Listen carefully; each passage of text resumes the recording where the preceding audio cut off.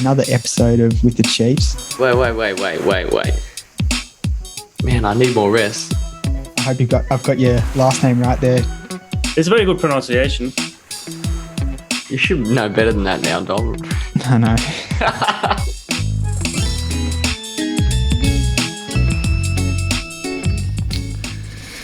All right, welcome back to another episode of With the Chiefs. Today, we are very lucky to be joined by Georgie Gibson. Georgie is a very talented member of Delta Running Project with personal bests of 17:45 in the 5K, 39:05 in the 10K. I put a little asterisk next to the fact that it was sun run, so it's very hilly course. 1:25:10 in the half, which was Canberra, I think. Yep. Yeah. And 3:19:05 in the recent New York Marathon. It's important to note that the marathon PB was the first run back from a significant stress fracture. We're excited to talk to Georgie today about her running journey so far. So, Georgie, welcome to the show. Thanks for having me. Thanks for being here. All right, we'll do a bit of a check-in. So, we normally start with you more recently, Dom. So, Yeah. what have you... It's always you first. Should we start with Georgie or? Oh, we'll start with you. Okay. What's been happening? Yeah. Surfing? Lots, like probably surfing 3 or 4 times a week. Yep. And then running, getting back into running too, which is good. So I think last week I ran maybe 2 or 3 times. Did 48 Ks for the week. I think it was maybe 3 or 4. That's pretty good. Yeah, it's a pretty good week for me at the moment. Like that's the biggest week in a while. How do you feel about being back running? Being back running, it's good. I feel like I'm kind of getting back in the groove of it, but there was a couple of weeks there where I did like 1 or 2 runs for the week. But last week we did Turbo on the Tuesday.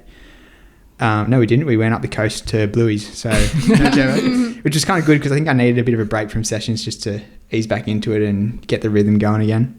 So there wasn't really too many sessions, although on Saturday I went and did a couple of hills, just 1 minute hill reps, 12 of those, jog back recovery, which is a good one to kind of get fit again.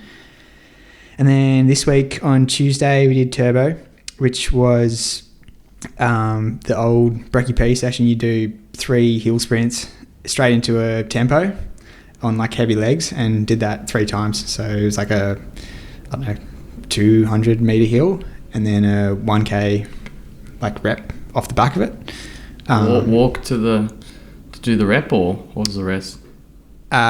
So like very easy jog back recovery during the hill reps. Yep. And then once you do the tempo, walk back. Oh, right, okay. Yeah. Wasn't Brekkie P session hill reps, like hill rep and then tempo? And we would walk... Yeah. Is that what you said? Sorry. Yeah, so hill reps, hill reps with like a slow jog back. Then you go into the tempo, do the tempo, and walk back down the hill and back into it. Yeah. Thanks, mate. And then, yesterday I ran with my mate Chris, and we did a little pick-up, like 15-minute kind of effort at about 4 minute Ks as well, which is good. And been going to the gym a bit as well, like twice a week. Did you get a new membership? Started doing like gym classes, which is fun. What classes? Just picturing you in like a Zumba class or something. Yeah. Pilates? You must have been inspired from Josh. No, it's like the guy, he used to be the strength and conditioning trainer of the Western Sydney Giants. And you do like a class, there's like 4 stations or something, and you do maybe 3 or 4 exercises at each station, and you do rounds of like, I don't know how long it is, like 4 or 5 minutes. And you go around and do that for like half an hour, 45 minutes. That's a good way to do it. You don't have to think about what you're doing. Yeah, there's a lot of upper body stuff though, so a lot of movements that haven't really done too much of. Very like, functional. We're doing heaps of bench press, like every week we're doing bench press. And like going heavy as well. It's like you do like 5 reps, like, and then maybe 3 sets of it. Very But, running specific. Yeah, I was gonna say, should really help Reminds me for of you. Chris Yeah. Gatt at Fitness Yeah. First, like doing his biceps. Yeah, we're doing like bicep curls as well. Like I haven't done bicep curls. Like I don't think I've done this many bicep curls in ever. You must So- be proper sore then. Yeah, it was pretty sore like the first week, but I feel like I'm getting more used to it. But yeah, a lot of upper body stuff, which I'm not that used to. But I think it's a good kind of place to start, and then from here can kind of build and keep doing gym. I think I'll do this for a couple of weeks and then start doing my own thing probably. Yep. You enjoy upper body workouts? Yeah, I don't know. It's all the same. It's just gym. Yeah. Yeah. But yeah, I don't know. It's all fine. Probably prefer legs. Like I feel like your upper body gets more like really sore and tight and stuff. Yeah. Whereas your legs, they get a bit sore but not as like tight. Yeah. Yeah. Good stuff. Yeah. Well, he's back. Yeah. Welcome back into it. Yeah. Yeah. What about you, Big Me? Chief? Oh, okay. Quick one. Quick one. I felt like I got into a little bit of a rhythm. I think I did like a 70k week 2 weeks ago, and then last week had a trip to the Gold Coast, which 4 days from Thursday through to Sunday, so that kind of wasn't going to do any training there. But back on track this week, I would say. Trying to get. I didn't feel great until like the session on Tuesday was. You were there, Georgie. How? I was. I didn't do it, but I was. You were witnessing everyone. I did. You guys were flying. Like everyone was Yeah. going really fast. I actually don't know what the session was, but I was watching and just thought everyone was going really fast. There was quite a few people in the front pack. There was like probably like 10. Lauren Reed was there as well, which yeah, was charging at the front, putting everyone to the sword. But yeah, the session was what was the session? It was like 3 laps in total broken. So we did 2 laps like 10k pace, then we did half lap jog, and then half lap like really fast. So that was a good way to shock the body back into after a trip to the Gold Coast. I think I went out one rep, but felt okay. I was kind of off the back. Well, I tried to like stay with that front pack, but it was too hard. Second rep, they all just got slower and slower and slower. I think you saw me. I don't know when you saw me, but I was. Yeah, you didn't look very happy when I saw you. Probably towards I the was end. like trying to give a wave to make myself feel better, but feels like it's just gonna take a bit of consistency to get back to it. I don't think I've had any consistency for about 6 weeks. So yeah, keen to get back into it. At least, I know I said 3 gym sessions, but at least 2 gym sessions. 3 gym sessions is a lot. It's a That lot. is a lot. Something always comes up and you're like, oh. Yeah. Why 3? Well, because when I went to the physio, it's kind of like, don't do 2 sessions, focus on like gym, strengthening your hamstring for like a decent amount, and then get back into like prioritize gym, making it strong. So I feel like even if you get 2, it'd be good, but I'm targeting 3. Yeah. So still enjoyed the session though. It was good. Then we did MLR Wednesday, and today's Thursday. I might just do, I know I said don't do 2 sessions, but I'll probably just do 5 reps of 1Ks, not like too hard tomorrow. That's it. But yeah. What about you, Georgie? How's things? Yeah, I did my first run back yesterday, 10Ks, just super easy. I thought about coming to the MLR group. Yeah. And I'm really glad I didn't, because you guys are doing like 4:55s, and I think mine was like 5:44, like really slow easing back into it. And then Pilates today, been to the gym once, and that's all I've done since the marathon. I'm like really making sure that I ease back into it. Yeah, that's fair. Yeah, don't go too fast.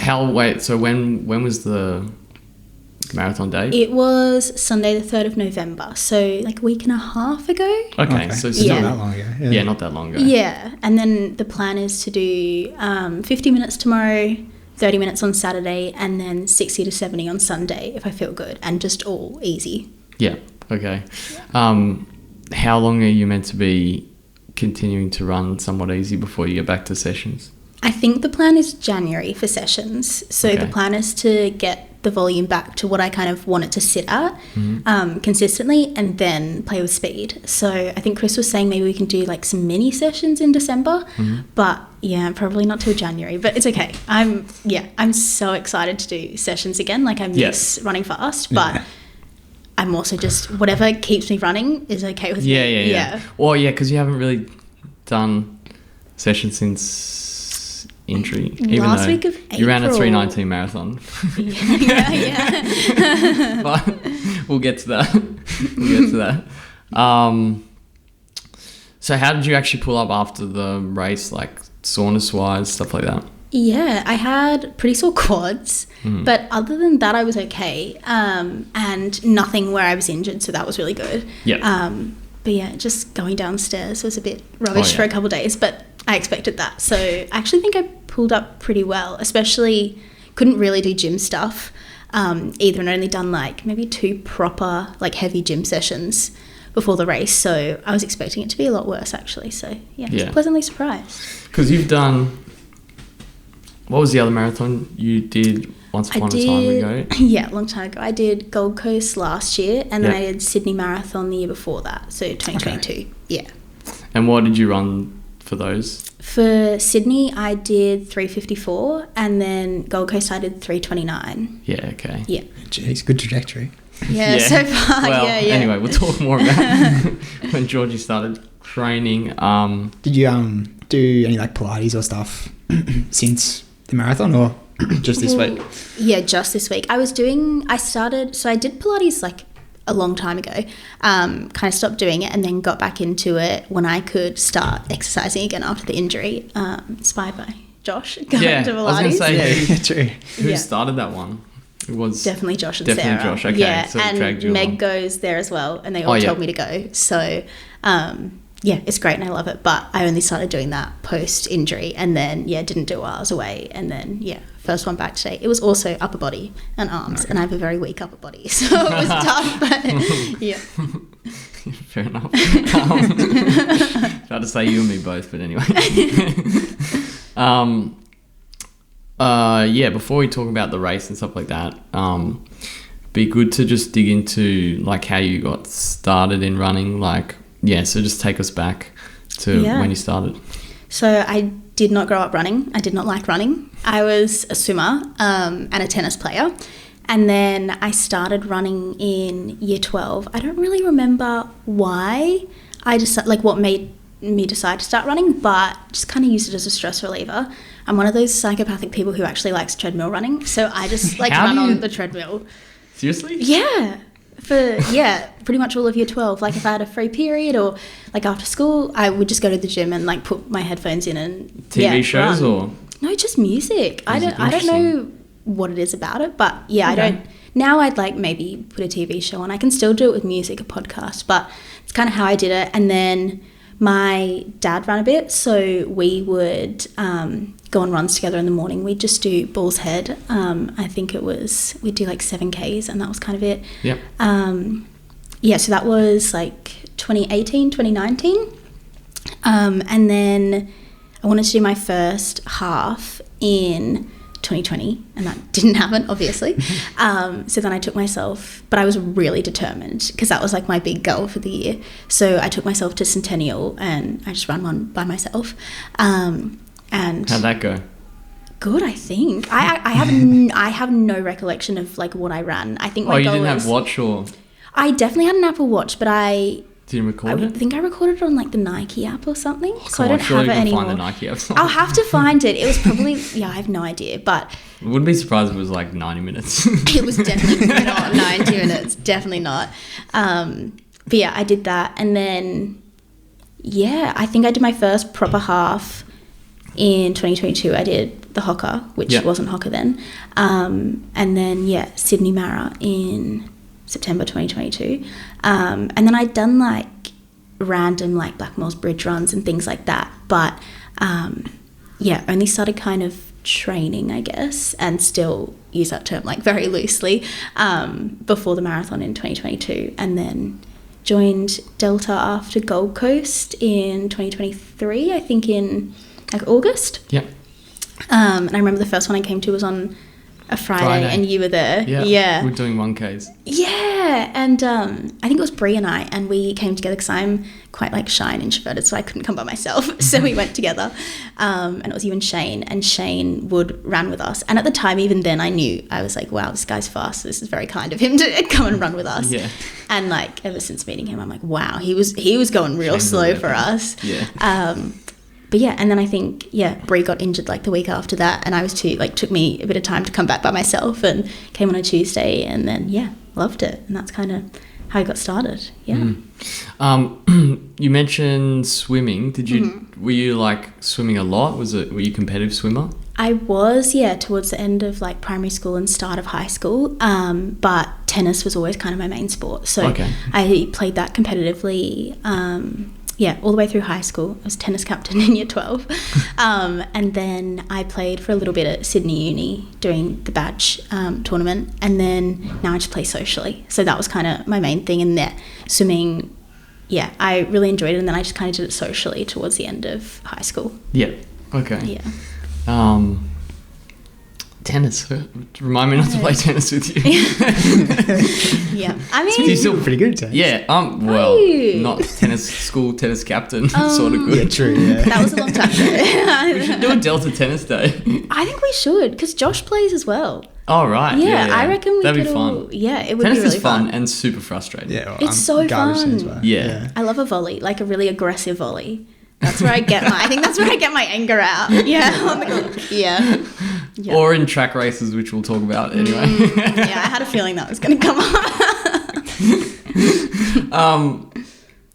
So how much would you swim? Because I'm just wondering, wonder if that translated at all to like running fitness. I have no idea if it did really. I was doing like, say it was like 4 swims a week, like kind of squad with school. So they'd like they'd write up the sets and we'd get in the pool and do it. But I know my dad has a really good heart, and he has always been like really good at cardio things. And I wonder if it kind of runs in the family, and that's kind of helped me out. Run somewhere, yeah. It's like, yeah, definitely, I think so. But I don't know if, I've always been active, so I don't know if that kind of helped when I got into running. But yeah. Yeah, okay. So you did marathon, a few races, then you joined Delta. Yeah. Then what were you doing before? Like, did you do any sessions before, or were you just jogging? Like before Delta? Yeah, I did do like sessions, but they were pretty small. Like my uncle is an Ironman, and when I decided that I wanted to do Sydney Marathon, I asked him if he could write me like a bit of a plan.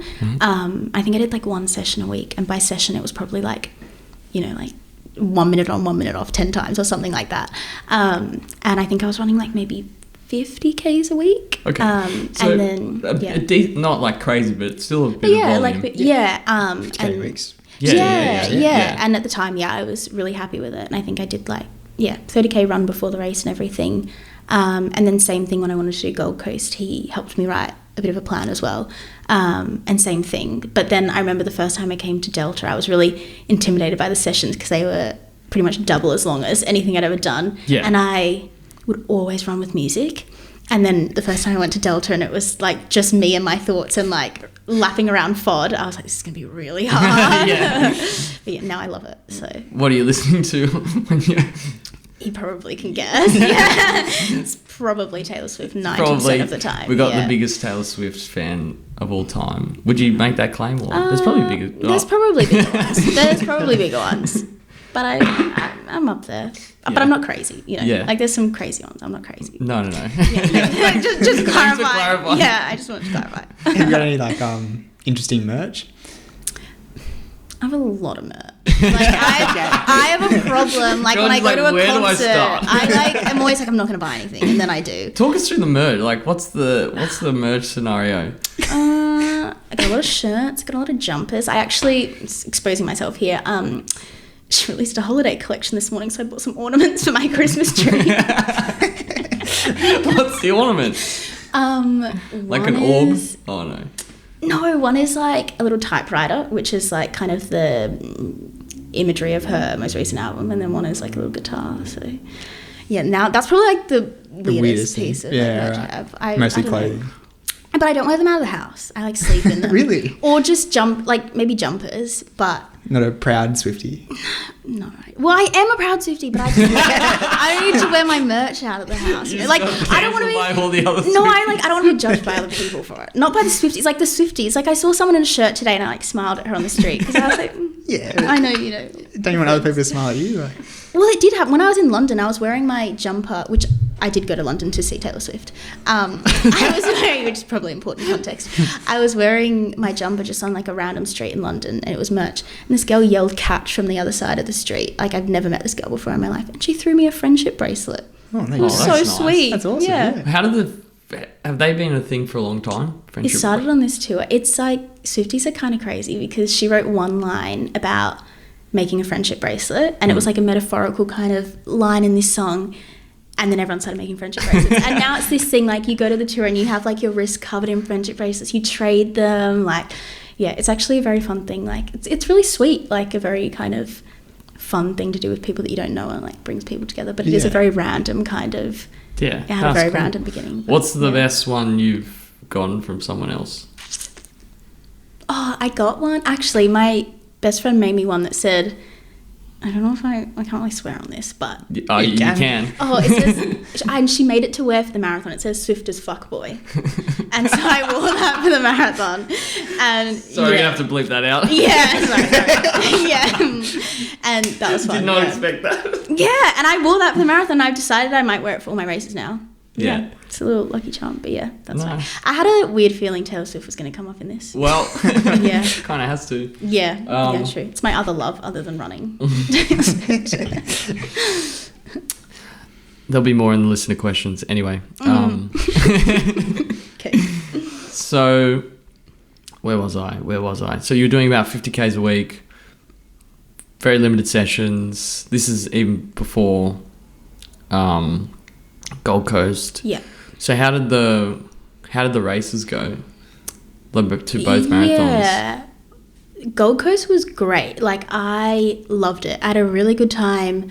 I wasn't really in pain. Like, it felt very easy pretty much the whole time. I think I got a stitch at like 39 Ks or something and had to like kind of walk for a little bit, but that was fine. And I just loved it. And then Sydney, I probably had like a typical kind of first marathon when you haven't trained that much, where I was like, I hate this, I'm never doing this again. Why do people do this? Like, What point was that terrible. at? It was like probably started around like Darling Harbour. No. I found the like Piedmont Wharves really tough. How far in is that? Sorry. They've changed the course. Yeah. This would have been like That's like 32. 20. No, it was like over 30 Ks. I think like that was kind of towards the end. You like went around Piedmont and like Barangaroo and stuff, and then kind of came into right. Circular Quay and finished. Yeah, and like you didn't run down like do Mrs. Macquarie's chair. It wasn't a part of it or anything. So yeah, that was at like 30 Ks, and yeah, I saw some friends there, and they were like, "You look like you're on the verge of tears." I think I was. Because you done one long run. Yeah, Like I think one I'd done 30K like maybe run. 2 30K runs or something. Okay. But and like I had gels and everything, but yeah, I don't know. I just found it really hard. I think I was in like Brooks glycerin shoes. Like it was the feet were kind of sore. But yeah, I was like, I'm never doing one again. And then I think a week later, I was like, I could do that better. Like Yeah. I want to go again. Yeah. So, yeah, You got the bug. Yeah, I did. You got the bug. Yeah, and it's funny. Like I look back on it really fondly, even though like I remember I was in a lot of pain. But yeah, it was So they went pretty well so far. I don't think I've had like a bad race experience so far, but I'm sure it's to come at some point. Yeah. Did you do anything different for Gold Coast? I probably ran like a little bit more. I think I would have been doing like maybe 60 Ks on top. And I think we were doing I started doing tempo runs as well, which I hadn't done before Sydney. But Tempo run being like, do you remember what you? But it would have been Short like tempos. No, it would have been like a 7K tempo run. Okay. But yeah, that was kind of it. I don't think I changed that much, to be honest. I think the fact that Gold Coast was a lot flatter and I just had more I guess, consistency of running under my belt was probably what shaved all that time off. Yeah. Yeah. And you obviously in the excuse me, you didn't struggle in the race. I don't think, like, I just remember really enjoying Gold Coast, and like the only thing was when I got that stitch and it was like bad enough that I was like, I really can't run, like kind of had to hold my side for a bit and kind of like run through it, and then I was like, don't know if how this is going to go. I'm gonna have to finish walking, but I think it lasted like a K and then I was good again. So pretty good experiences. Yeah. What was your target? Were you like 3:30? I want to run under 3:30. That was like my long-term goal, was to do under 3:30, because that's a BQ for me. Yeah. And I was like, eventually one day, like, I'd love to run sub 3:30. But I had no goal. I was like, my uncle had been like, just make sure it's not hard until 30Ks. Like, keep it easy, like, enjoy it, and then see what you can do. So when I finished and had run a 3:29, I was so happy. It was really, really cool. So yeah, that was an awesome like thing to have achieved way earlier than I thought I was going to. Yeah. Had you thought about like splits or anything? Did you know you were on? I had no idea. You just thought you were running easy? Literally no idea. And I don't think this is how little I had like thought about it happening this time. I don't even think I knew what I had to run to get sub 3:30. Yeah. And I don't think I ever, like, I didn't pay attention to splits. Like, I think when I was doing intervals, like, I didn't even look at paces. I would have just been like, just run hard. And like, we didn't have like run at your 10K pace, run at your half. It would have been like interval, like just run hard. Yeah, just run hard and yeah. just do whatever you can. Yeah. So yeah, I literally don't even think I knew what I was going for. That's interesting. It's not a bad way to do it, I guess. Like, I mean, there was no pressure, which is kind of the same with New York, but for an entirely different reason. So yeah, it's not bad. True. Were you training with anyone? No, I never ran with, so at the start ran with my dad a little bit, but I didn't run with anyone until I joined Delta. Like, I didn't have any friends who liked to run, didn't really know anyone in the running community. So yeah, it wasn't until Delta that I started running with people, and yeah, just changes the game. So, yeah. Like, I don't know how you could do it on your own. It's just... Now I don't know how I could. Like, I don't think I could do like a whole marathon block by myself or anything like that. Yeah, you'd have to be so like headstrong to just keep going. Yeah. Okay, so you joined Delta. Mm-hmm. So when did you start like getting programming? I started working with Chris in like the week before Sunrun this year, so that would have been like very early Feb. And he started giving me paces and stuff for the sessions, but from like August until then, I was just kind of going by what I thought felt like a 10K pace or a half pace or a mara pace or that kind of thing, and improved pretty quickly, probably just because I hadn't been doing anything like that. And then you do proper structured training and, you have like a very quick trajectory for a while. Yeah, so you were doing the one session until you then... Yeah, I was doing just the Tuesdays. And then when we started doing the North Sydney Friday sessions, I started doing that as well. Oh, yeah. And they were my, 2 sessions, doing some of the long runs and, yeah.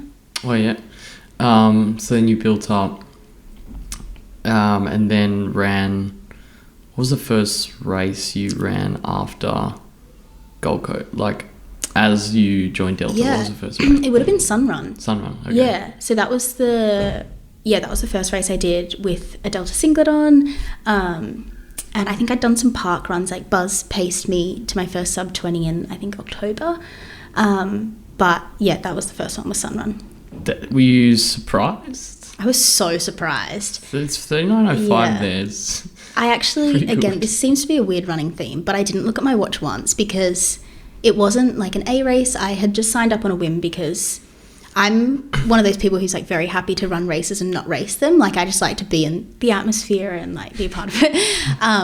And so I was like, I'm just going to do it. Like, it looks fun. I've never done this race before. And I knew it was hilly. So I was kind of like, well, just push it and just don't look at my watch. And then when I crossed the finish line, I literally went up to Chris and I was like, is this right? I was just like, did not believe that I had done that. Were you working really hard? Because that course is tough. I mean, like, it felt like a 10K, like I was, but I didn't finish and I was like spent. Yeah. But yeah, I was working hard. Yeah. Because I just picture you like... No, I was definitely working hard, and but I still had fun. Yeah. Yeah. Probably smart for most of it. Yeah. I don't know how you do that on that course. Especially when you get the hill at 7K. I think it probably helped that I had no idea where I was going. Oh, right. Like, okay, I had no idea what the course was. Like, I knew it was hilly, and people had tried to say, like, oh, there's a hill at 7K, whatever. Yeah. But I just, like... And so every time I got to a hill, I was like, is this the hill that everyone's talking about? Yeah. But I didn't know, so that probably helped in my case, because I wasn't like, oh, there's something hard coming, you know. So I think it, helped. Yeah, definitely. I've tried to run fast on that course, and if you go out too hard, especially if you know...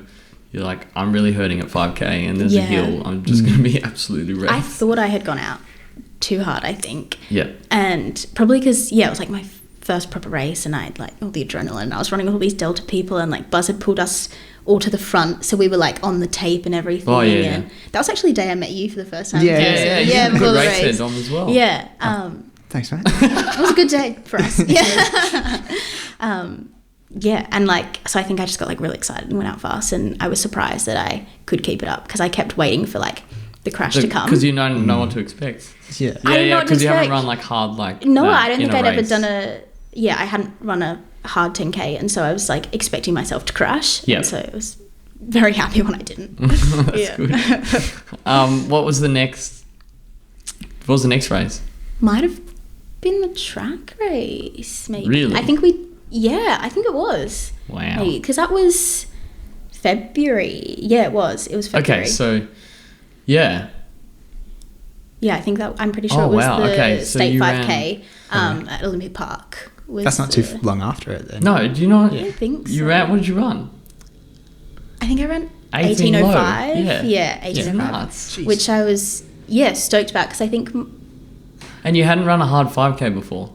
I had done, broke 20. with Buzz. Buzz had paced me. That was sorry. in October, like early October of the year before. And that was hard. Like, that really 5Ks pushed are me. rough. Yeah.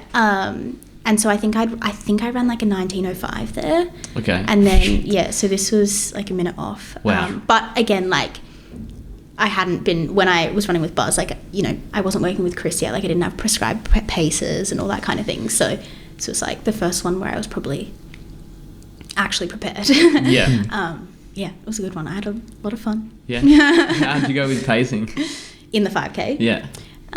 Adrian did that for me. So this is the infamous 5K where... Do you know about this? No, Georgie's... Yeah. I'm surprised. I feel like everybody knows about this 5K. Poor Georgie didn't even know she did it. Like, I literally didn't know. yeah, you're like, didn't. I'm just running with Adrian. Yeah. So she's No, tucked you go. in Yeah. behind Adrian the whole race. Good. Yeah, tactical races, Yeah, I right? like it. Yeah. It was yeah. good. It was good. Did you beat him? Yeah. Yeah. Literally last lap on the shoulder of last 100. Yes. Just Georgie's like cool as a cucumber. And Adrian, like I love you, Adrian, but he was working so hard. Georgie just like, there's probably photos. There's videos. There's videos, yeah. I think Jess got some videos. She did, yeah. But we were like, Georgie doesn't look like she's hurting at all. And I was like, what the hell? Is it because there's no wind or? Yeah, because Adrian's blocking it all, yeah. No, that was. Yeah, well, I was a really good heard race. everyone, like, you, Jess, Chris, I think Josh was there, you were all like, kick, and I was Yeah, like, yeah. okay. Yeah, we were like, Yeah. so I just we heard everyone threw say him under kick. the bus as well. Yeah, You're like, and I was okay, like, I guess I got a kick. I was like, I think I have something, like, I'm kick. Like, That's and a I race, expected Adrian to go with me. I expected him to also kick. And then he didn't. Well, he did kick, but yeah, I think and to be fair, we both finished him. You Like, were, everyone else in the just race there. was like on the ground, like and we just kind of like, we were a bit puffed, but we just kind of like walked off and like, yeah, that was pretty good. Yeah. And so then we were both I like, think you were like that. no. Adrian was good too. Adrian was definitely good too. But I think we were both, that's why we went and did the 5K park run like a couple months later, because I think we were both like, we probably, not intentionally, but had stuff left in the tank. Like, neither of us properly raced like a 5K before. So Yeah. Well, Adrian also had a big improvement. Like, yeah, we both did. Yeah. Yeah, we both started getting coached by Chris around the same time, and both kind of had like this massive similar trajectory. Yeah, and we were doing a lot of sessions together to start with, and then he got faster than me and left me behind. So, but yeah, we were doing But that you got for that a while one on together. you, though. You got that That's one on true. him, and That you was the got last one. Yeah. Parkrun on him? Oh no, I think he beat me by about 15 Oh, seconds. he ran like 'cause close he ran 17:30. I think. He, Josh and Zach Oakes went That's about right. 17:30 and then I was 17:44, so a bit behind then. Yeah. Yeah. We'll talk about that one. When was that? Sorry, I'm testing your memory, but You are testing my memory. should've- Maybe March. I think it was March. yeah, Yeah. And it was a big group of us. big huge group. Yeah, that was one of the most fun days I think I've had, like running with Delta. That was It one so of the ones where everyone's like in a good energy, and Yeah. I'm pretty sure everyone raced very well. I think everyone PB'd and like got the goal that they were aiming Yeah. for. It was an amazing day. It was so fun. Did I race that day? You paced Jess to her first Oh, sub-20. of course. Yeah, of course. Sorry, Jess. Yeah. She's gonna be offended. It's your manager. Well done, Jess. Yeah. Yeah. So how was that? That was good. That's probably like the most spent I've ever felt racing anything, which is good, I think. And Chris was kind of with me for the last like 200 and he was like, I've never heard you breathe that hard. Like normally I'm like pretty happy, smiley, like I'm working hard, but I don't think I maybe look that I'm working as hard as I am. But Chris was like, I've never seen you work like that before. And it was good. I ran with Josh pretty much the whole way. And then he did his famous kick with like, I don't know. Yeah, literally. I don't know how he did that. Yeah, so like if I can kick, Josh can kick a million times better. And he had the Alpha 2s like... Yeah, he was so loud the whole time. Every noisy shit. Yeah. He was haunting Adrian. Because I Adrian bet was he ahead. was. Yeah. He's come from like way behind. Yeah. Anyway. To this thumping behind you. Yeah. Yeah. So that was really fun. Yeah, so that was really fun that we got to do that together. And then I was so happy to break 18. And I had said beforehand, like, I didn't feel like it was going to be a good run. Like, I didn't have a good feeling. Like, I felt like I'd been really tired that week. Like, yeah, I just did not at all think it was going to be a good one. Like, I thought I was going to be nowhere near 18 minutes. So, yeah, it was a very fun day. That's a very impressive result. So, Thank you. Yeah. Because how long is that after, like, thinking you won't run 3:30 in a marathon? That's like... Yeah, so that was July. Yeah. And then this was March. Yeah, cool. Yeah. Okay. Yeah, so that was just, a really fun day. Really good progression. What was next after that? I did a lot of races actually at the start of this year, which is probably why the second half of my year was what it was. I think was it Canberra half? I don't know if I'm because in missing that something time I did we're in between running that. the long runs. Like we went out on the trails. Yeah, because Georgia was doing Tarawera. Yeah. Yeah, so from February when I started working with Chris, I like properly started training and was seeing massive improvements every week. And yeah, Two doing sessions? long runs. Yeah, 2 sessions. Long run on a Sunday, had a rest day on a Monday, and then the rest were easy days. Yeah, and it was going so well, had so much fun. I think kind of springed Canberra on Chris. I didn't think I was going to be able to do it and go. And so then I asked him. Yeah. The back and forth between coach and Georgie Sensible Gibson. And I am what's Chris's middle name? Not sensible. Chris No, with the quick Gat. Chris, do as I say, not as I do, Gat. literally. No. I'm Love kidding. you, Chris. Yeah. I think it was, I didn't think that I could go to Canberra. And then when I found out that I could, I was like, I'm very happy to do it easy. Like, I just want to go and have fun. This is a recurring theme, I think. And then, we decided that I'd race it. Give it a go. But I hadn't done any half training for that because, I sprung that on him.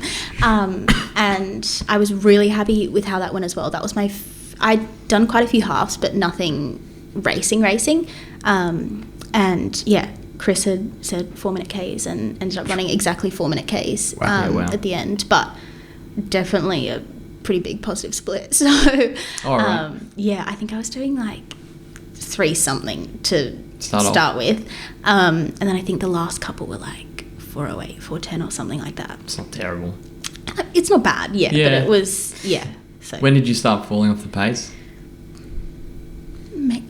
It actually wasn't too bad. I don't think I started falling off the pace until maybe like 18. Oh, okay. It's like maybe 17. It's pretty hard when you get to like 9K and you're like, oh no, Yeah, I'm yeah. in serious trouble. Yeah. No, I was lucky that I actually felt good for the majority of it. And I still, yeah, it was definitely like the last 17, 18, it was like starting to hurt and holding the pace was hard.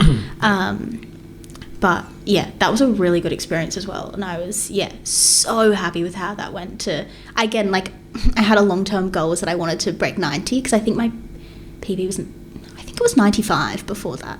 But again, Wow. this was pre-Delta and everything. Yeah. And so I was stoked to break it then. It was a really good day. Yeah, very fun. So you're riding on a high, obviously, after all these results. Yeah. And then... High highs, low lows. Yeah. So when did you get injured? Yeah. So that was... Was that the last race before? That was the last one. Yeah. So that was mid-April. And then did my last session. It was either like last week of April or first week of May, like on that cusp there. And I just felt like was doing the session on the Tuesday and I had felt nothing beforehand, like all my sessions and runs had been going well. And then I just felt this like, I don't know, uncomfortable feeling in like kind of my groin pubic area when I was like starting each rep, but then it would warm up and I'd be like, fine, ran home. It's like kind of sore at work that day, but I was like, it's just, you sore after Just a session running. sometimes, like Yeah. whatever, that's, But did it feel weird? I didn't have any reason to think that like it wasn't going to go away or that it was, Out of the ordinary. Yeah. I just literally thought it just kind of felt like a sore muscle kind of thing. Mm-hmm. And then I just didn't run, like didn't do the MLR on Wednesday, and then ran like Thursday lunchtime because it started feeling good again, which was probably my mistake. I was like, I don't feel anything, I think I'm fine. And then I felt fine during that run as well. Like just as I was starting, I got that kind of like, I don't know, tugging sensation again. I think I ran like 10Ks, it was fine. Got in the car, I did this at Centennial, drove home, and then I got out of the car and I was like, I can't walk. Like, this is shit. so painful. And I have a lot of stairs at my house. So I was like trying to get down the stairs and I was like, this is bad. And then I was like, okay, I think I've done something that's not just like, sore. And then I think I saw the physio. It's weird that you were able to run fine.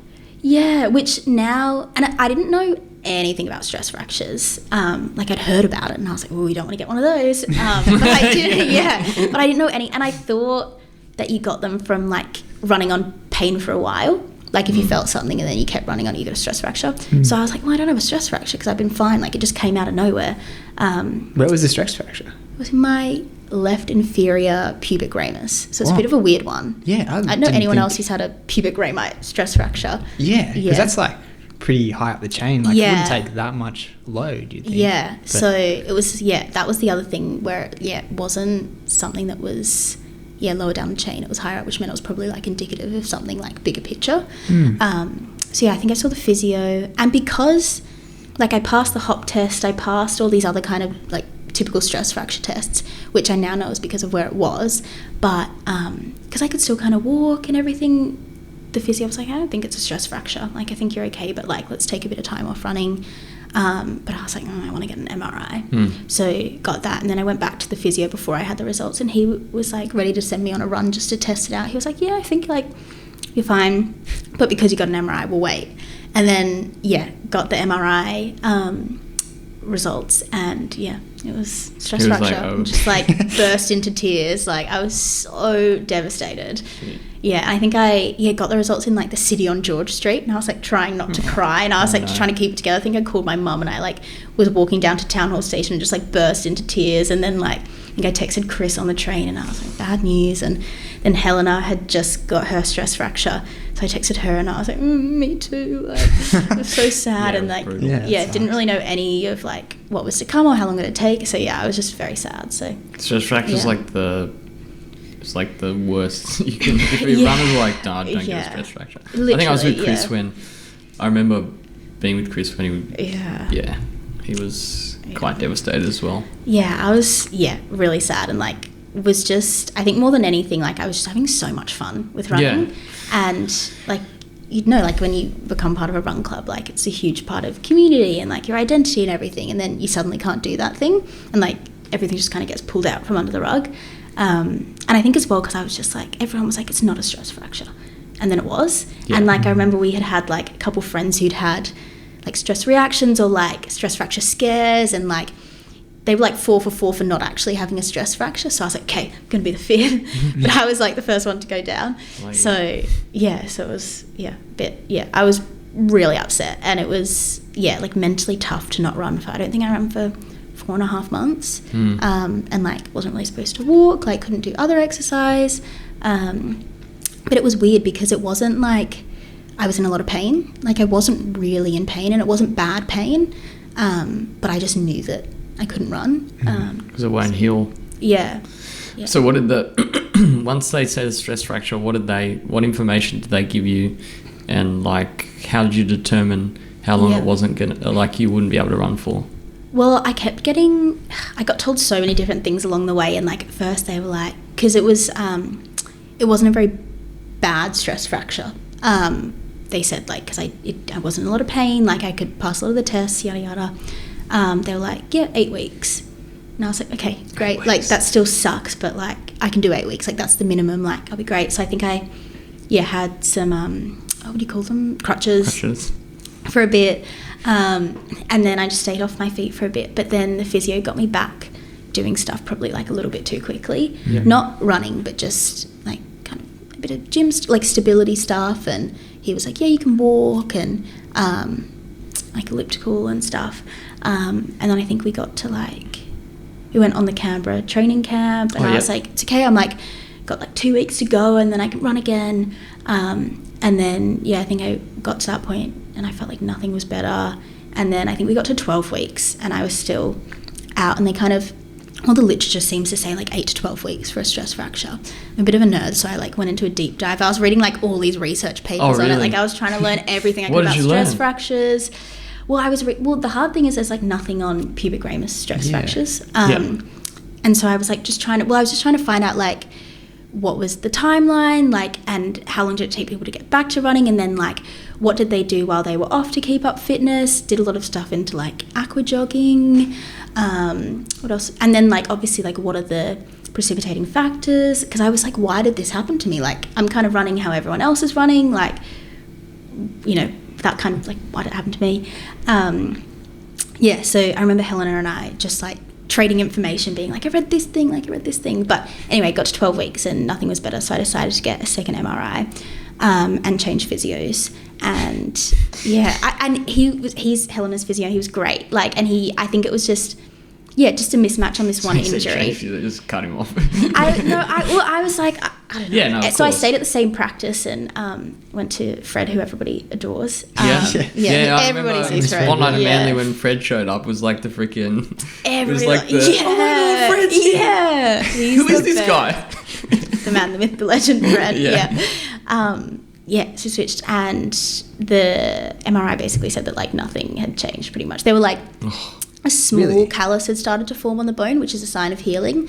So made like a little bit of improvement, but not nearly as much as they would expect for having been off for like 12 weeks at that point. Oh, wow. So I think Fred and I like took a real approach of just nothing. I think I did like 2 weeks of, maybe did a swim or two, but like stayed off my feet as much as possible. And that really helped. And then I started doing a return to run in August. Like early August. So this happened, like May. But then I couldn't really... I had like a lot of false starts with the return to run before that. And then even in August, I was like still getting like a little bit of pain on my return to runs. And I was like, wasn't sure if it was phantom pain. I wasn't sure if it meant that like wasn't supposed to be running. So it was like, I had no idea whether I was doing the right thing. And by that point, I was like desperate to be back running again. But eventually got through the return to run, and been very slowly building since. Yeah, right. Yeah. Is there any like food or other stuff that helped with the recovery, or? I started taking calcium tablets, which is ironic because I used to take them when I was little because I don't like milk, and I was like, I probably should have been taking these the whole time. But no, I did actually. So I saw a physio, saw a sports doc, and saw a dietitian. Oh wow! And I saw a what are they called? The like a hormone specialist. I can't remember what they're called. Endocrinologist, I think. Oh yeah. As well, to get like a bunch of hormone tests. And And yeah, I just wanted you to went cover like all all out. my bases. Yeah, basically. And I think because it was so high up the chain as well, we were like, let's make sure there's not something bigger going on. But the hormone stuff came back totally fine. Sports doc, see, she also thought, she was like, yeah, I reckon you'll be doing city to surf. And so which I obviously did not do. So yeah, I only saw her once. And then, but the dietitian was Cut her good. off as well. Yeah, I was like, no. Yeah, ruthless Georgie. I left the physio. I saw, the dietitian a couple times, and she was good.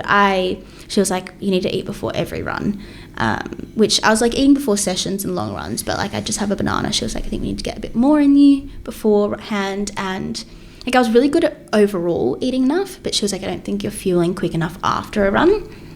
Like we'd go out to the bay run or something, and like, you know, we'd all get a chai, but then I wouldn't eat until I got home like 2 hours later. Yeah.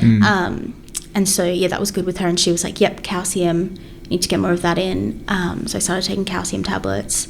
But other than that, because this was part of my research, I was like, what speeds up stress fracture healing? Like, it was like, can I eat something? Like, can I, you know, is there like a specific exercise? And yeah, spoiler alert, there's not. I tried, yeah.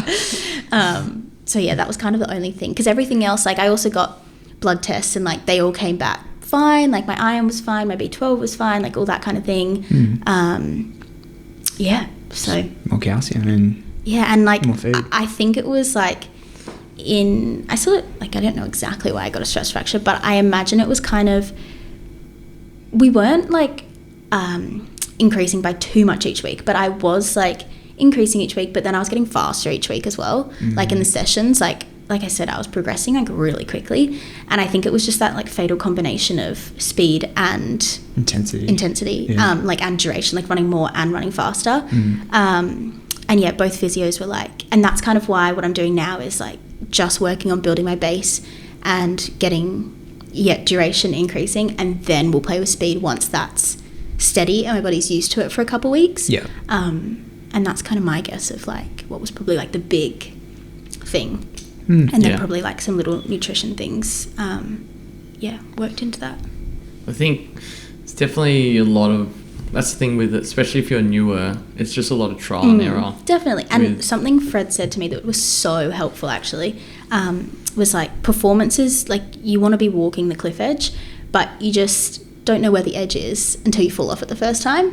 And I think that's the thing, like I was improving so much, so like I was right on the cliff edge and like it was going really well, and like I'd like to be back on the cliff edge eventually, but I just fell off. But you have to fall off once, I think, to kind of know. And like this is my first running injury. Like I also didn't really have injuries with swimming or tennis or anything like that. So I think it's good just to know, like, you know, what, you don't know until it happens, right? And like what to improve on, and you learn a lot. Like when you get injured, like you've a lot covered off so much ground of like stuff that otherwise you would be in the dark with. Yeah, definitely. And I think it was really nice because like it sucked to not be running, and like it was, I think I've cried that much since I was like a little kid, like while I was off. Like it was really hard mentally, but everyone was so nice to me. Like the Delta community and like the running community was so kind. Like remember I cheered at Sydney 10, and you and some of our other friends, Luke, like made me a care package and wrote me this card like full of Taylor Swift lyrics, like woven into like a get well soon card. And like Brie got me a gratitude journal because she said that helped her through her injury, and like people invited me for coffee after sessions and like made me feel as included as they possibly could. And like I still went on the Canberra training camp and just didn't run. And so that was definitely the silver lining of the whole thing, was that like the people behind it. But it wasn't fun. I hope it doesn't happen again. I'm gonna do my best to avoid it. I was gonna say, like, what's the main thing that got you, like, made you get through it? But obviously that's probably a big part of it. I think the people, and also I think I feel lucky that I have hobbies outside of running. Like I love music, I love concerts, I love to read, like I had a few other things that I could do that weren't related to running or like movement, which was hard because like I love moving my body, and so that was hard. But I think I feel lucky that I kind of had other things to occupy my time, and like started getting back into playing the guitar and stuff like that. So and like I've got my running friends, but I've also got like all my high school friends who like do not run. That's like their idea of like a nightmare. And so it was good to be around them because like they've got no idea, like, you know, about all this kind of thing, and they don't want to talk about it, and, you know, so it was like a great thing. I was like, yes, let's not talk about running. Yeah. That's good. Yeah.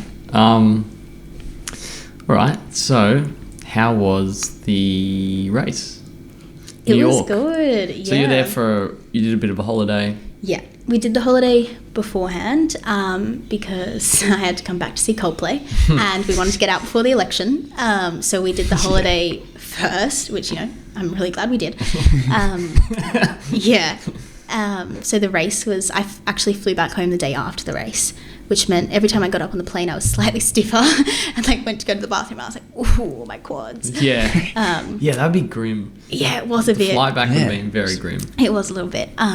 But I was also glad to be sitting at the same time. So, but yeah, we did holiday first, and then we were in New York for about a week before the race, and the city was just buzzing. Like it was really cool. Yeah, I haven't done a world major obviously or anything like that before this, and yeah, like everyone gets behind the race, and particularly when it got to say the Friday, like you could just see. I was quite close to Central Park. Runners everywhere, and like you get in the park and like everyone's running, and like all the locals have got like their 2022 and 2023 finisher shirts on and stuff, and yeah, it was really, really cool to just like be in that environment and like go to the expo and everything. It was so fun. Spent a bit too much money at the expo. Yeah, what did you get at the expo? Got a finisher's jacket. Yeah. Got a t-shirt. How much is you got to rattle off all the prices? Do you know what? You'll give Dom a heart attack. But No, I actually don't think I looked. I think it was like maybe $170 US for the jacket, the finisher's jacket. That's right. So you like kind of got to double that, you know. And yeah, I got another jumper. What else? I got a hat. Actually didn't get like too many things, but you know, it adds up. So, and then I went to the. You got to do it. Yeah, you're right. Only there. How often are you going to do New York Marathon? And my favorite number is 24, and everything has 24 on it because it's 2024. So I was like, I have to, you know. Why 24? Yeah. Just. I don't know actually. Okay, I've just always gravitated towards that number. I don't you're 24. Really know. I am 24. What's going to happen? I know, it's going to all go downhill from 25. here. Yeah, I can't turn 25. I have to get a new favourite number. Yeah, and I don't like the sound of 25, so it's not going to work out. You won't like the sound of 30.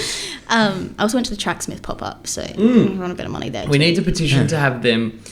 Please have a store in Sydney. Yes. If you're listening. I agree. Yeah, if they happen to listen to this episode, please. Yeah. And please stop making orange things for New York. I'm begging you.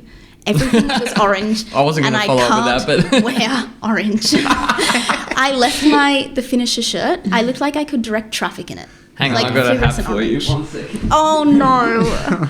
Yeah, I looked like I could direct traffic in it. Yeah. And so I left it on Staten Island because I needed an extra layer. I was like, I'm never going to wear this. Yeah. I'll show you a photo of it afterwards. Like, oh no. Yeah, see, this is a bad colour for me. It doesn't work with the red hair, you know? Like, it's not a look. Looks good. Yeah, that's good. Suits No, you. it doesn't. No, it doesn't. And you did Hocker as well? I did. I'm taking this off now. Okay. This is not a Sorry. look. No, I'm kidding. But yeah, that's my petition. Stop making orange things. Fair enough. Please and thank you. But yeah, I went to the Tracksmith pop-up. That was fun. So there were lots of like running things on in New York. But yeah, the race itself was great. You spend a lot of time on Staten Island beforehand. I think I had to get the ferry at 6 a.m. and it was 4 degrees. It was very, very cold. And they, ferry you out to Staten Island, and then you're there. Then they get you on like American school buses and take you to the start line, which is quite fun as well. That's cool. And they're heated, so it's great. Oh, yeah. We were like, keep us in here as long as you want. Like, get stuck in traffic, you know. And then you're on Staten Island, like in the kind of start corral for like 2 hours maybe. So it's a long time, and it's pretty cold. But like they've got coffee and tea and bagels and like therapy dogs that you can sit and pat, which is really cool. Actually, I'm going to take one of Chris's. Oh, This is yeah? a question. He said, Okay.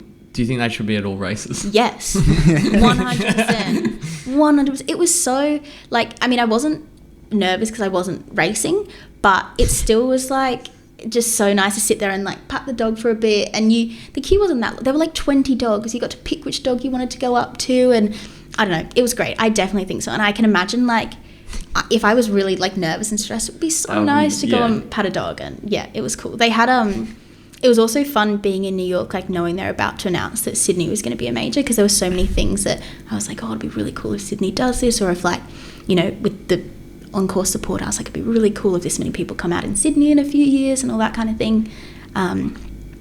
So yeah, and then yeah, race was pretty good. What was the there plan? was no What was the plan? there was no race plan. The race plan.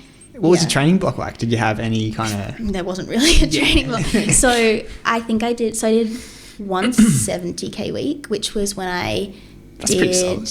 Yeah, which was when I did Melbourne. No, sorry. I did I'm Melbourne. just reading these questions. Yeah, I bet that's going to come. This one. I did Melbourne half, but as part of a long run, like a 28k long run. Oh, right, yeah. And that felt, when I did that, I was like, okay, I think I can. That was the one time where I was like, all right, I might be able to get through the race, because like I hadn't done anything longer. You're for a very long happy time. for that race. I was so happy, and like, yeah, that meant a lot to. That was like my first race back, and I was just like so grateful to be running. Yeah, smiled the whole time. I was just happy to be, like, just so grateful that my body could do it again. And yeah, it was awesome. But I did that, and then I think I had like maybe 2 or 3 like 50, 60k weeks, and then the rest was kind of like building up from that to that. And then she got sick when I was in America as well. Yeah, I remember you said Yeah, that. so I was sick like the week before, not the week of the race. So then I couldn't train, and it was like proper chesty, like in my lungs. And I was so worried. I was like, Remember you're I'm like, not oh, gonna I got be a cold. I'm like, oh, fuck. I know. And at first I was like, oh, it's a cold, yeah. And then it turned into like almost the flu. And it was, yeah, like really So like... it got worse. Yeah, massive cough, like nasally, like, yeah, like couldn't breathe properly. So like very much not ideal for about to race when you're already not very well trained for something. So yeah, I was a bit worried about that, but I like pumped anything I could find, like the nasal sprays, the cough medicine, like every night. Like, how many research papers did you get through? Yeah, I'm actually not kidding. I did actually look at a couple, and it was, I was like, can I take vitamins? And it was like, vitamins only work before you've got the sickness. I was like, wonderful, that's not going to help.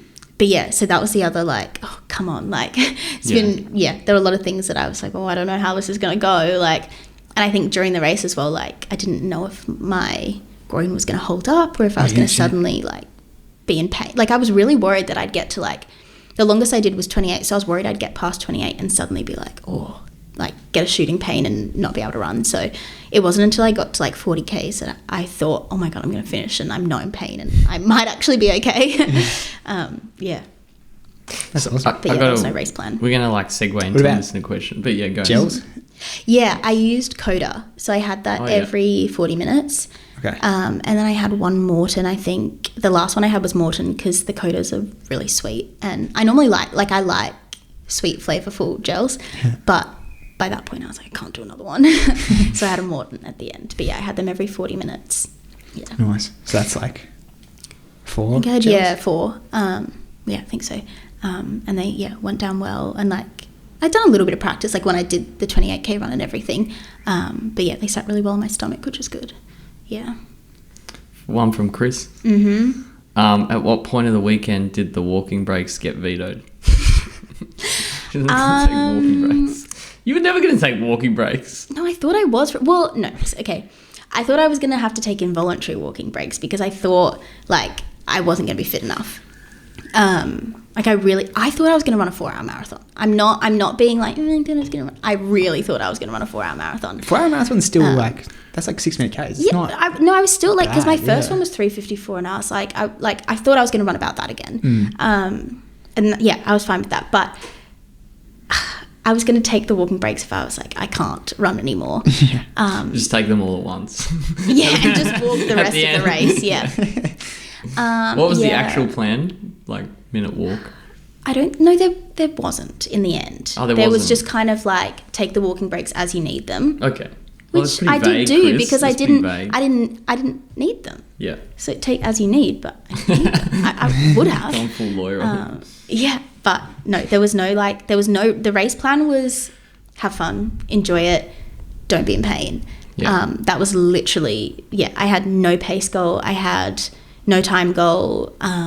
I literally just wanted to soak it all up, like take in the atmosphere, like enjoy it, and really hope that the body stayed together and made it to the finish line, which it did. So, and I did do all of that. I just also got to run a bit quicker than I thought I would, which was awesome. Just a little bit.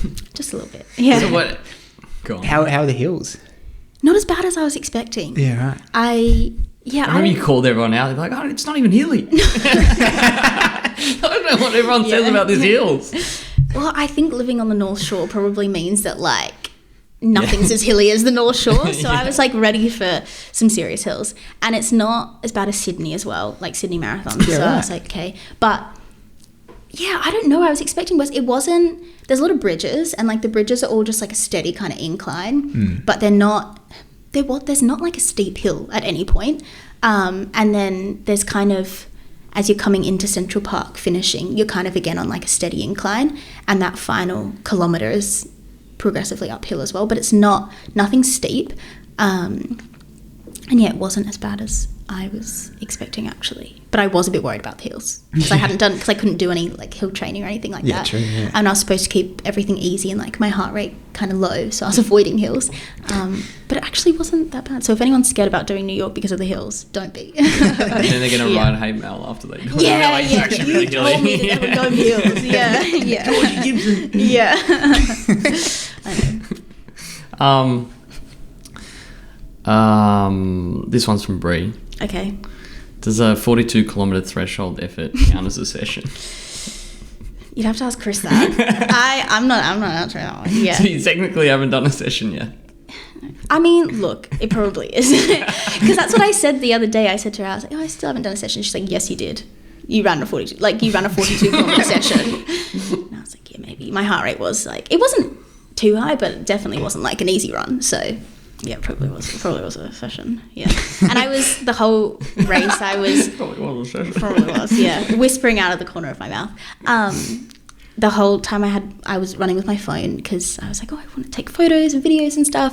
So I was voice noting Chris the whole time. Yeah. And sending Brie like photos and stuff. And yeah, and it felt good. Like I didn't feel like I wouldn't have run like I did if it didn't feel good and still feel like kind of easy, you know, like I didn't feel like I was like, okay, I'm going to race now.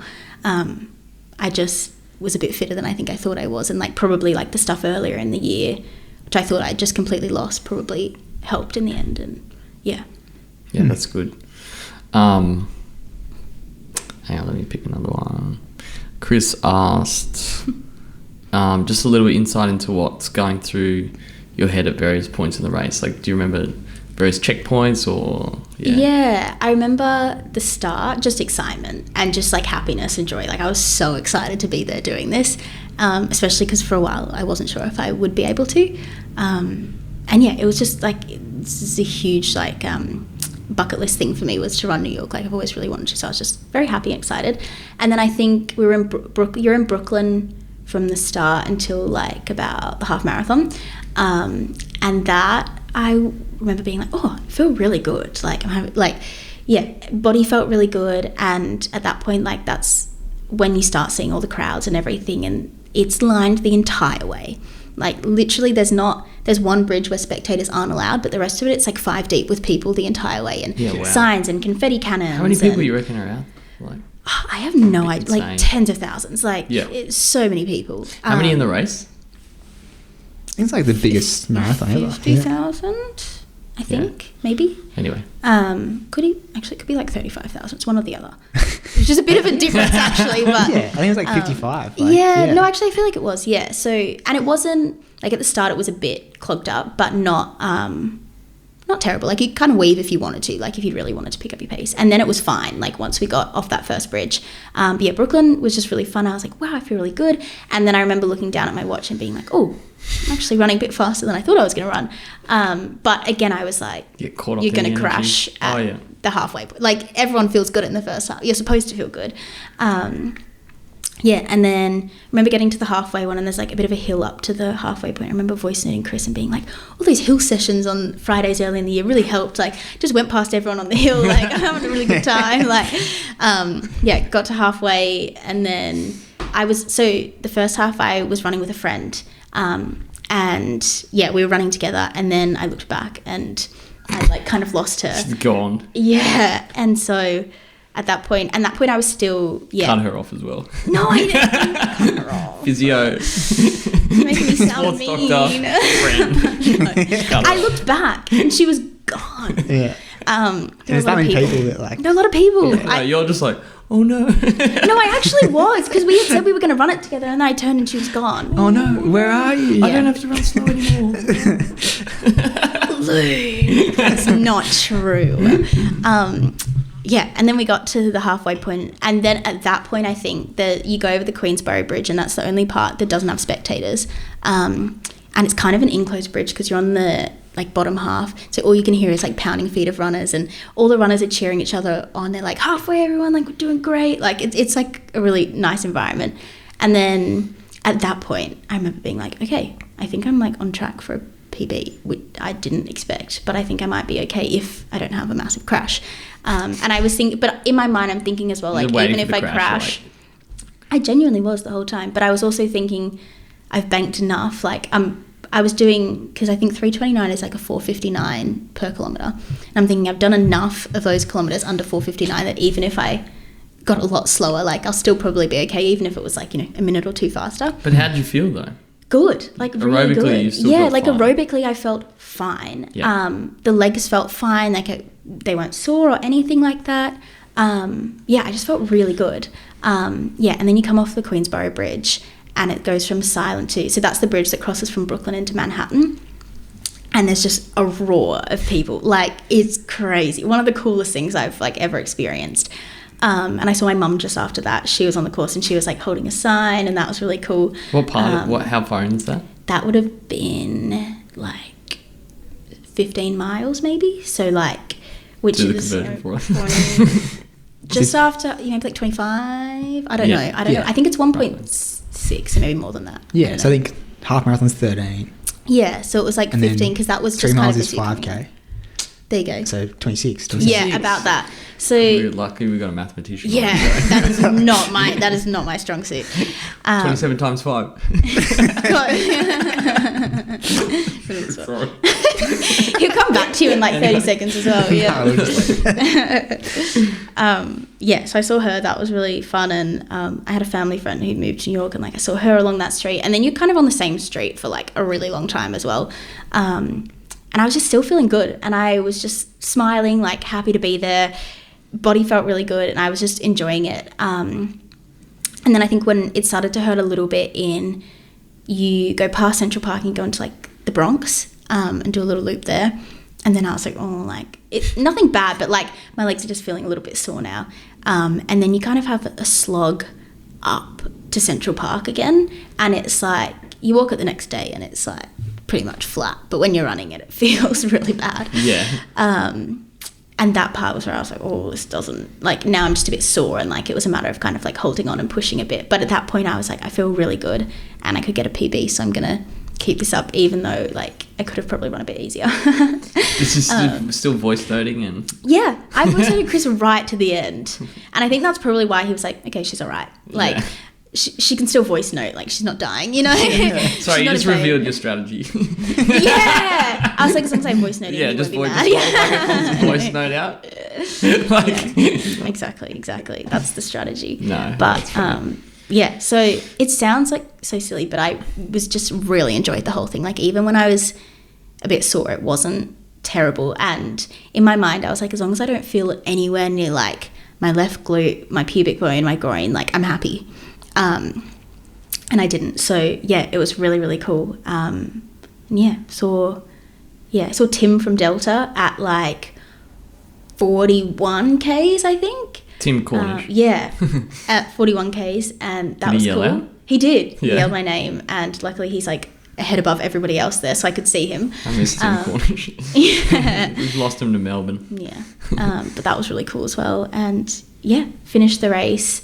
And like coming up that final thing in like Central Park, they've got like all the nation's flags on the side, like there's grandstands full of people. Yeah, it's really, really cool. And like you can hear the music, and I didn't listen to anything until I got to like 40 Ks, and then I listened to like 2 songs. What did you listen to? Specific Take songs? a guess. Yeah, no, I'm kidding. No, I'm kidding. I actually meant that serious. I don't mean Okay. artists, I mean songs. Okay, because- I listened to the actually. Take a guess. No, I was like, I thought you were being sarcastic. And I was No, gonna be sorry. like, yes, you're correct. No, I actually, it was, so it's funny. I like thought I'm quite an emotional person. I thought I was going to cry in the race because I was like, I want this so bad. Like, been through this injury thing. Like, I'm so excited to be here, yada, yada. And I didn't. And then I had made like a playlist just in case I needed it, put it on shuffle. And like the one song that I had listened to like every day that I was injured, it's a Taylor Swift song. It's called I Can Do It With a Broken Heart. And it came on. And then I just like started to get a bit emotional, and I was like, it just like hit me of like what I was doing and how far I'd come and like how much it meant to me. Yeah. So I listened to that, and then one other Taylor Swift song called Karma, and then we kind of pulled up to like maybe a K to go, and I was like, okay, I can do it. So I only had one in, so I just pulled it back out, but that kind of gave me the boost that I needed, and yeah, that was what I listened to.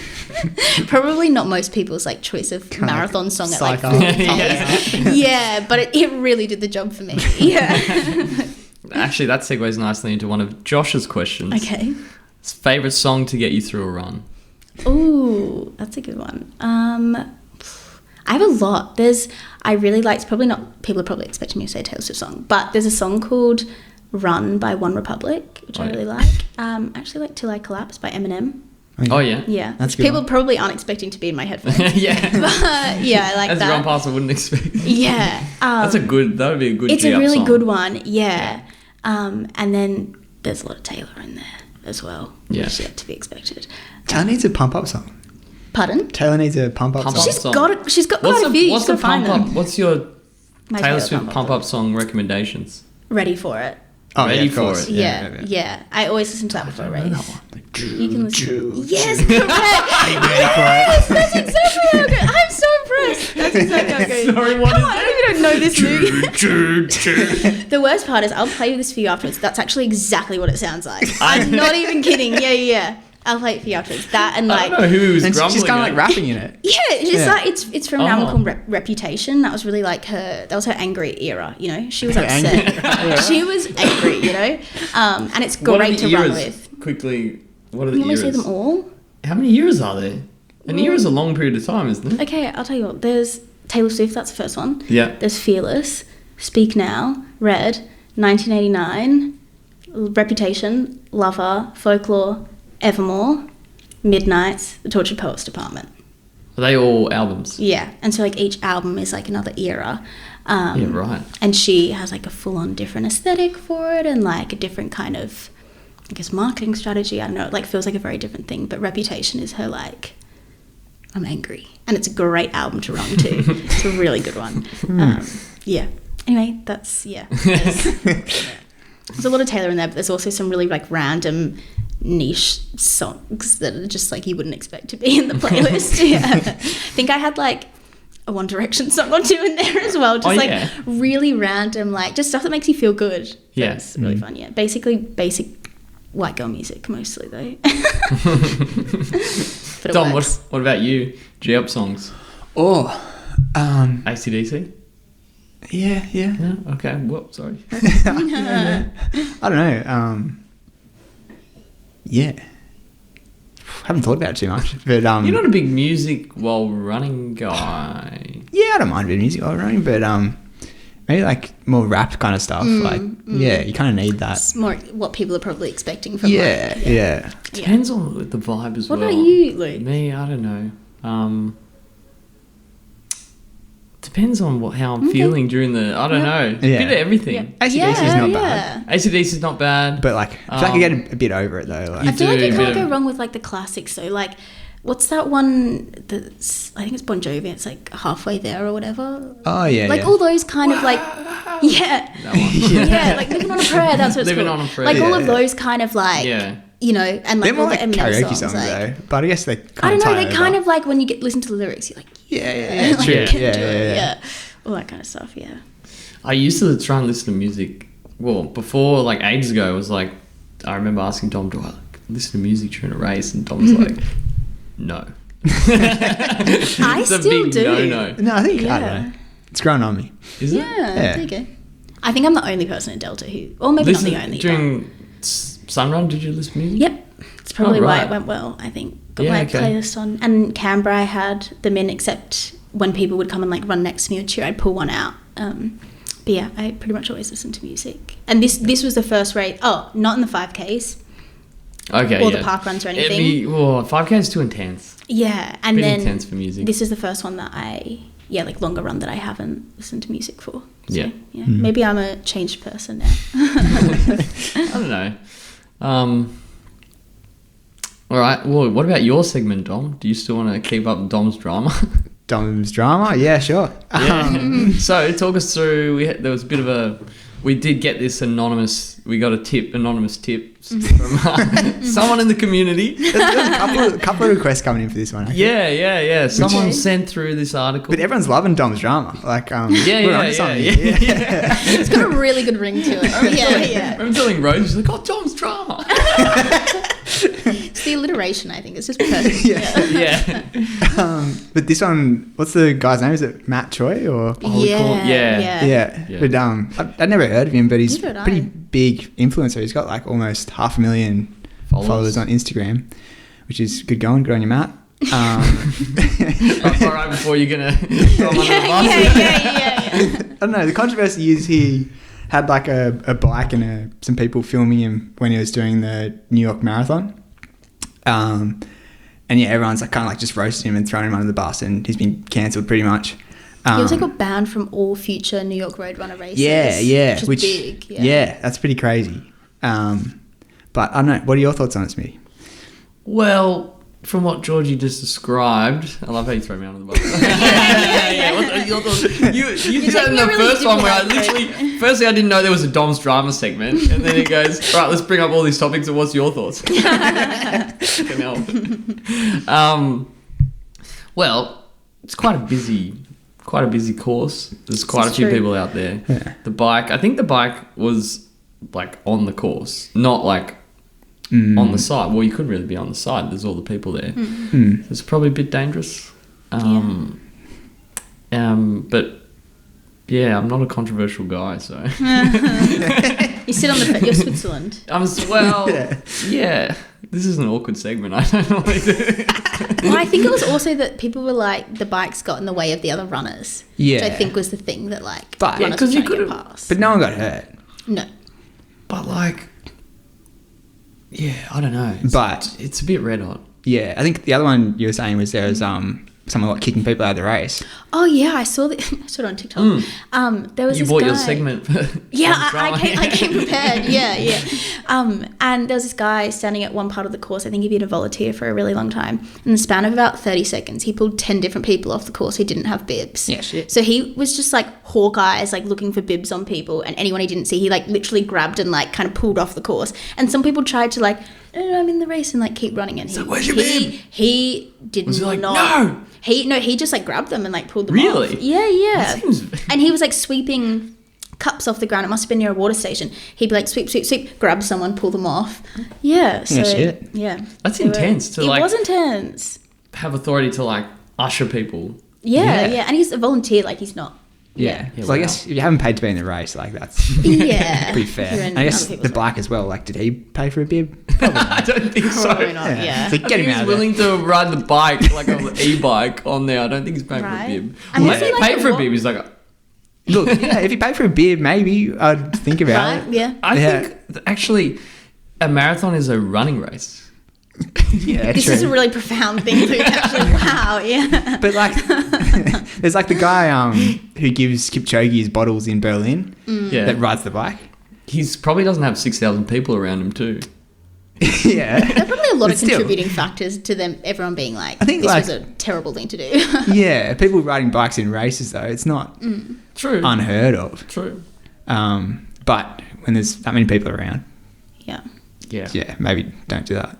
Anyway, it sucks for this guy. He can't do any more races in New York. So, Yeah. Yeah. yeah. He'll bounce back. I'm sure he's fine. Yeah. Yeah. Or he's got 500,000 followers. He'll be fine. True. Yeah, He'll but I think pivot it's- into something else. Seems like everyone's Probably turned on him a though. pylon, Yeah. including us. Yeah. I think we're kind of the least of his worries, to be honest. Yeah, but I think like Sorry. the, No, I just meant because we're No, all international, good. you know? yeah. Oh, yeah, True. true. Domestic- You is took the with domestic- the Chiefs yeah. international. I did. I listened. to I listened episode. in Hawaii. Oh, Yeah. wow. Yep. There you go. Little Hawaiian listener there. Yep. Poor Georgie with the cold. Just you know what's going to make it better? Listen to Sniffling. With the Chiefs. No. It was very entertaining, actually. Have you know? Yeah, but I don't know. I think the backlash and the punishment he's got maybe was a bit harsh. Yeah. Potentially.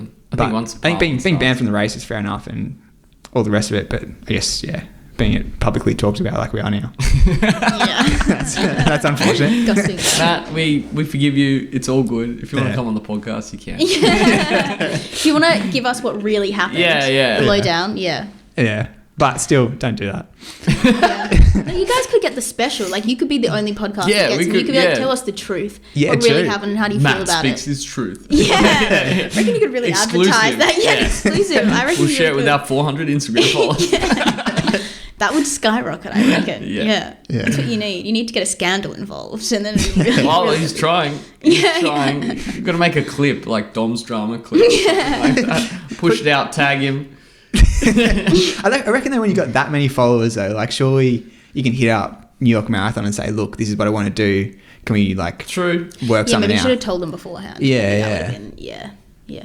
Also, if he hadn't filmed it and put it everywhere, it might not have. But what's the point Might of not the have bike? seen it.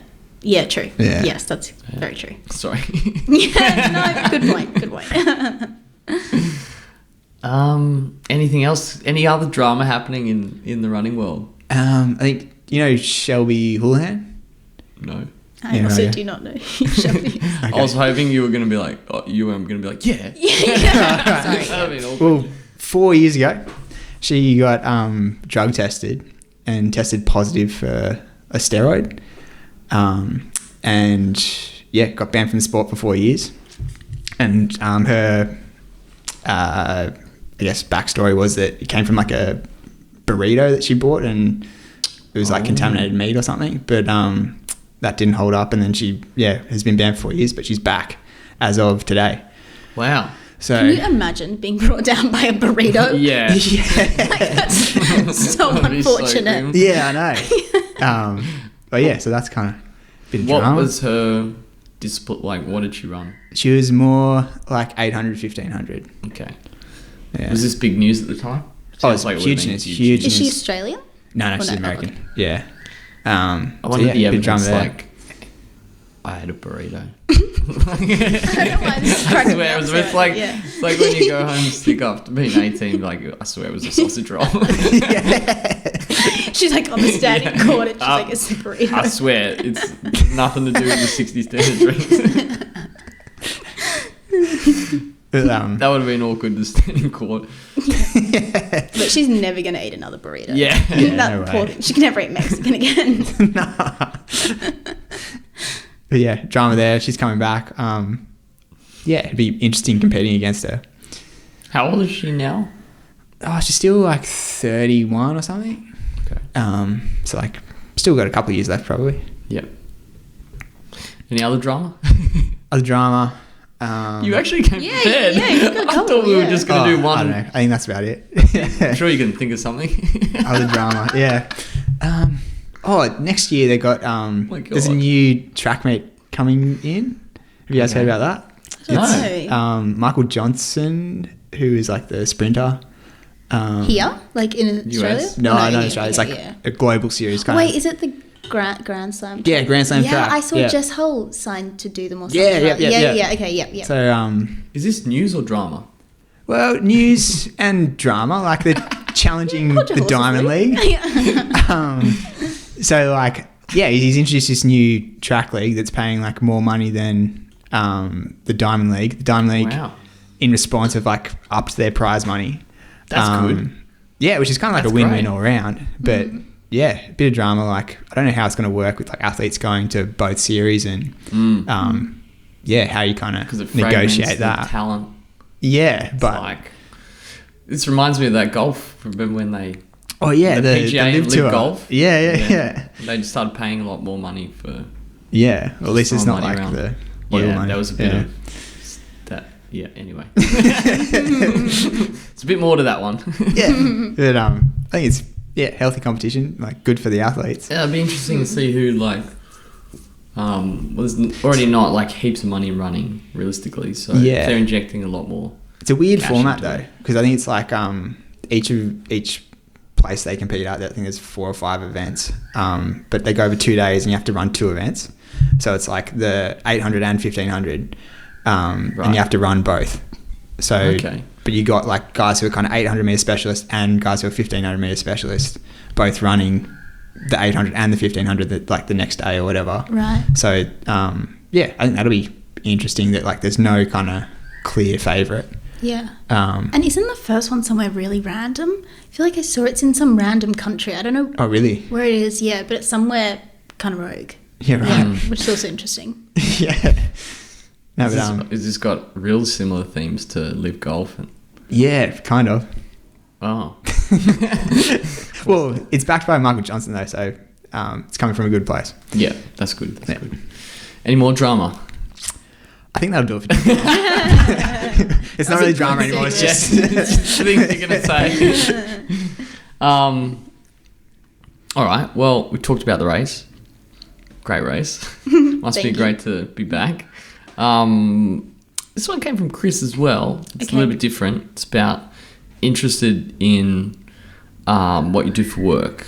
Yeah, and how that relates to running in a way. Yeah. So I work for the Butterfly Foundation, which is Australia's national charity for eating disorders and body image. And I work on one of the treatment programs there. So my specific team are helping people who are coming out of inpatient treatments, like in hospital for eating disorders, so like pretty severe ones. And we provide more intensive support than like seeing your GP or your psychologist once a week, but less than being like in a hospital. But overall, Butterfly as an organisation, they do education, which is kind of, they go into schools and teach kids about body image and kind of that more prevention side of things as opposed to treatment. And then, a lot of fundraising involved. They've also got a residential facility in Queensland, which is like an inpatient centre. But I've always been super interested in like body image and eating disorders and things. And obviously they're pretty prolific in all sports, but like running as well. It's very interesting, I guess, coming into running with that knowledge and perspective of kind of like how important it is to fuel your body and like how dangerous it is if you don't.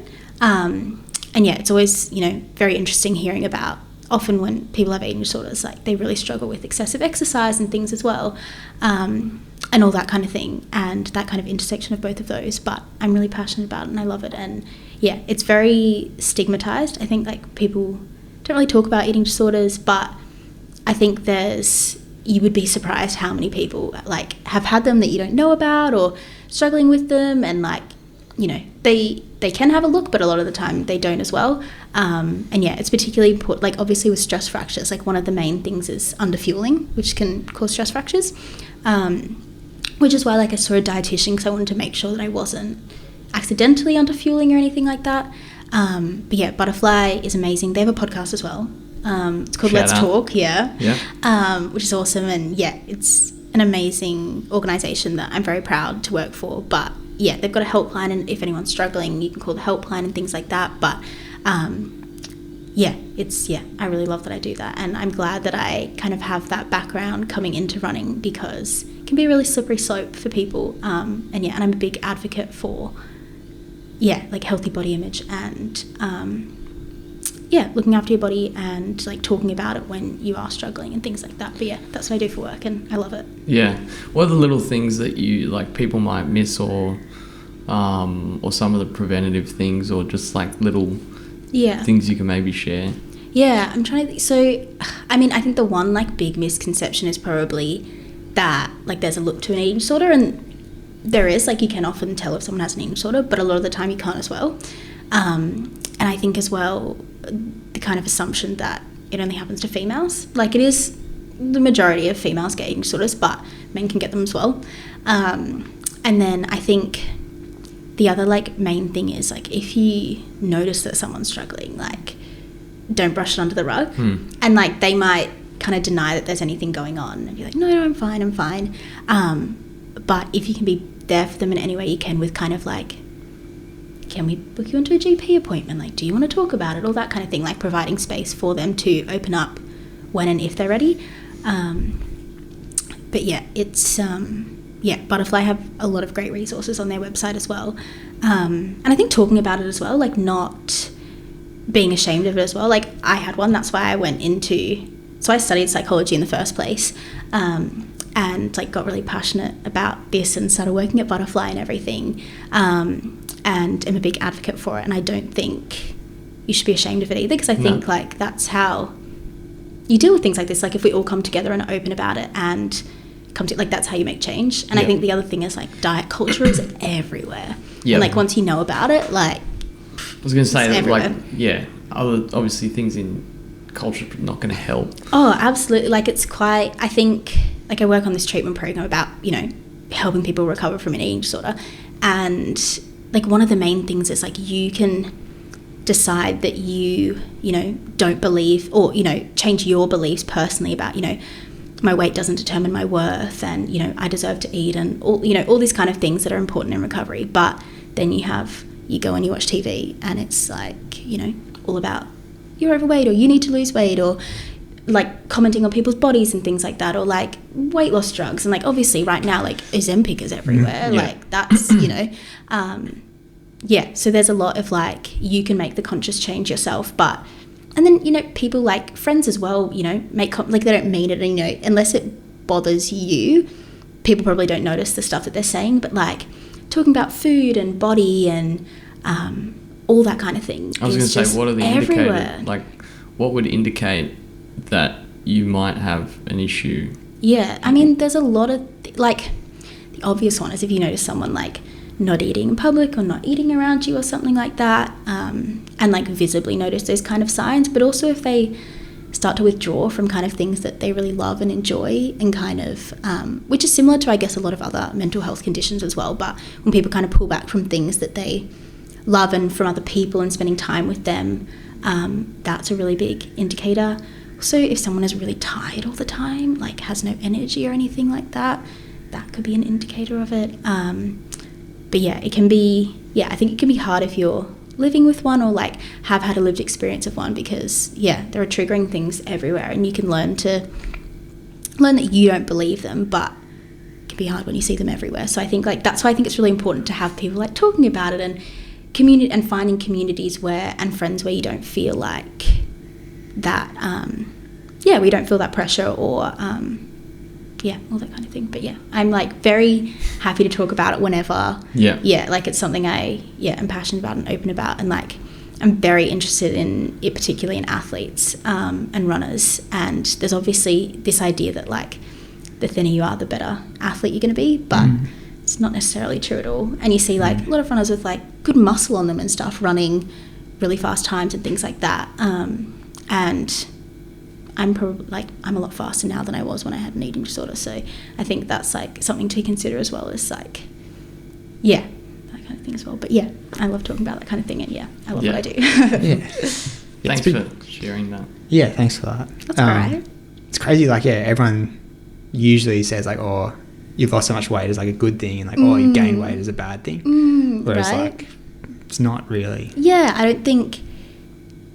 I think one main thing, I guess, like piece of advice I would give that Butterfly really advocates for is just like not commenting on people's body. Like if you see someone and, being like, you look really happy, or like, you look like you're doing really well, or, that kind of thing, as opposed to like, you look like you've lost weight, or if someone had an eating disorder, being like, you've put on weight, that's great news. Like obviously like it is, but if you say that to someone and like they know that the first thing you've noticed about them is that like what they look like in their body, like that would be really hard. So I think, like even if it comes from a good place, like just avoiding discussing people's body and weight and, making compliments about personality or, that kind of thing instead is probably like, if I could give like one piece of advice for people, it would probably, be that.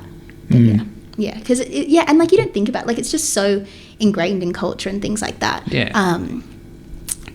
And like it's not people's fault, like it's literally everywhere, and like the diet industry makes like billions of dollars, like they're not going to stop doing it, and it's hard because like Butterfly's thing is like you want to change the culture, like you want to be educating kids about how to have healthy body image and what are the warning signs of, noticing that you or your friends might have a problem and things like that. But yeah, there's only so much you can do when it's like everywhere on a giant scale. But yeah, it's something that I shall continue to work on and try and be part of the change. So yeah. Yeah.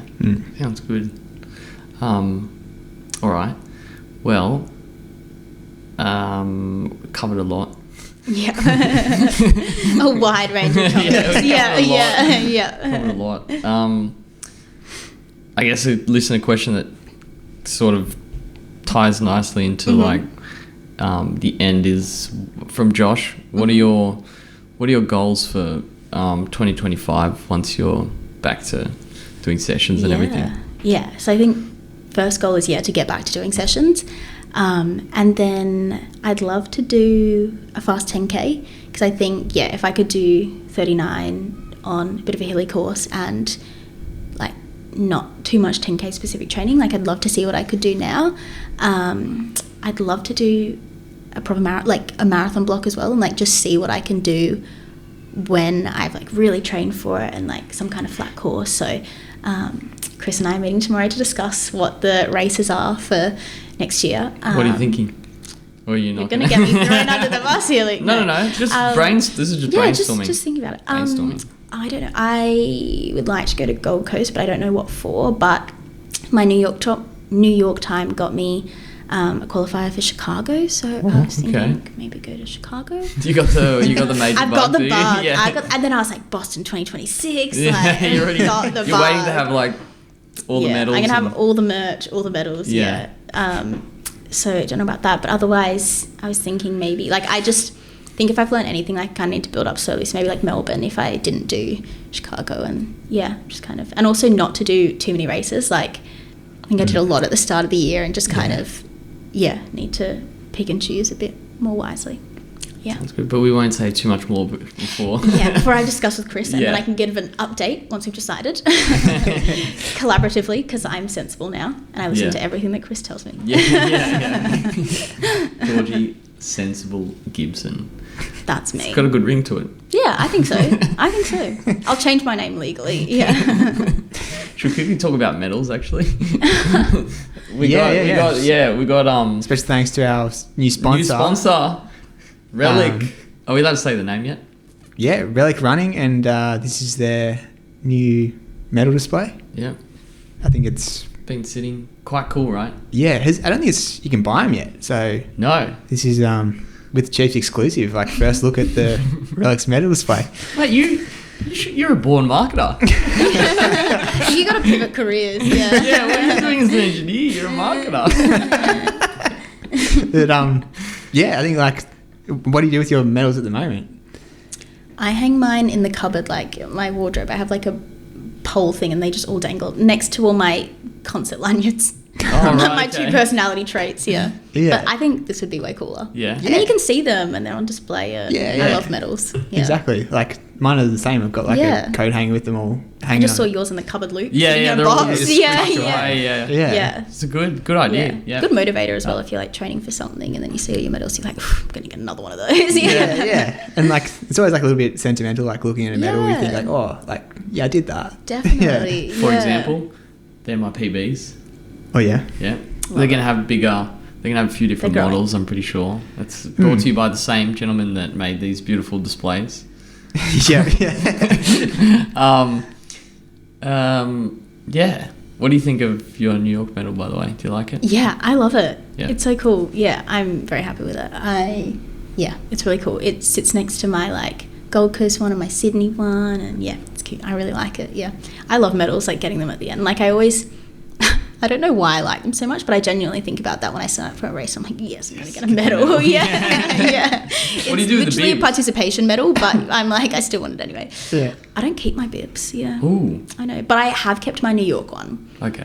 I don't know what I'm going to do with it. It's like pretty scrunched up and like from sitting on my shirt for hours, but I don't know. But normally I bin them. Yeah. I know.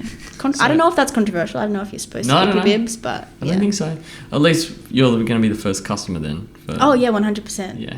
I would display all of them. Yeah. So you get the big. I get the big one. Like display one. Yeah. I would put them all in there. Yeah. sold. Yeah. Yeah, I I'm don't think sold. that's- Yeah, send me the link. Yeah.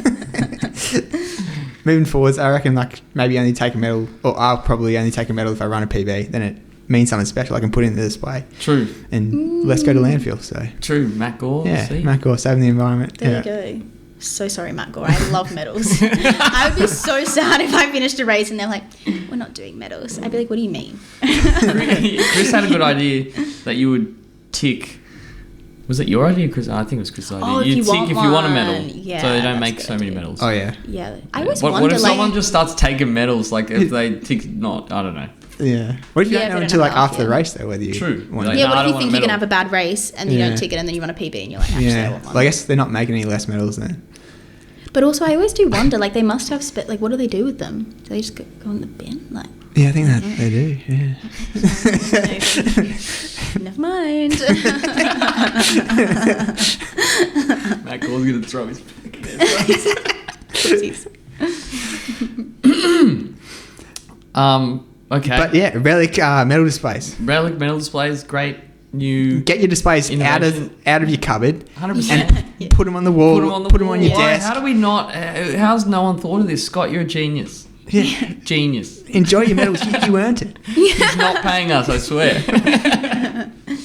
You also have the marketing voice as well. Yeah, yeah. I feel He's a marketer. right then you He's a really got born into marketer. it. Yeah. So, someone said, I realised, I turned around, I said, where should I put all my medals? And then I saw this website. Alrighty. Get this Right, out on that's TV. That's probably a good way to end. Yeah, I think that's a wrap. Any questions? Any further questions? No, I think that's it. Thanks so much for coming on, Georgie. Thanks, Georgie. Thanks for having me. Yeah, this was really fun. good. Yeah. Yeah. Yeah, thanks for sharing everything. Obviously, you went through a lot with the injury. Keen to see what 2025 and beyond brings. So Thanks. thanks for coming on. And yeah, Thank cheers. you. That's it.